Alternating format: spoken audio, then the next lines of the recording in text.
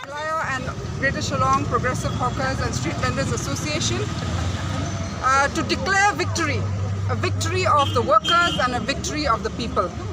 Because 6 years ago, this association came about because there was discrimination and oppression against this working class.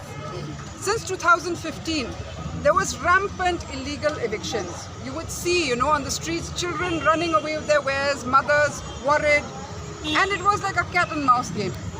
There was also so much illegality in that even when they confiscated goods, these were never returned. And here were people trying to earn a livelihood. People who did not have enough capital to even buy the goods for the day. And yet the state was going after them as if they were criminals.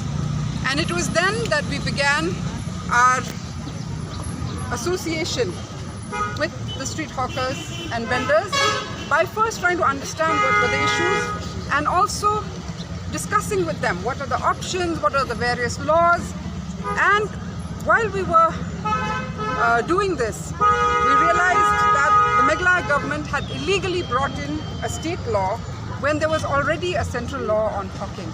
And that's when we challenged the Meghalaya law because it had clauses which actually disempowered the hawkers and which was nothing but an excuse to just evict them. And today, finally, yesterday in the Meghalaya High Court, the Advocate General has submitted to the High Court that the government will repeal the State Act, and this is a big victory, a big victory for the hawkers and the citizens of this state. And we want to say that this victory is a victory of women, of indigenous people, and of the working classes coming together. Because the Hawkers Association, more than 70% of members are Khasi, Jaintia, Garu women who are trying to raise their children and have a livelihood. And when this association came about, not only that there was state repression and illegal evictions, but there were also non-state actors who were taking advantage of the most marginalized section of our society. There were extortions, people who would promise that they would help them in some way or the other, or they were just extorting on an everyday basis.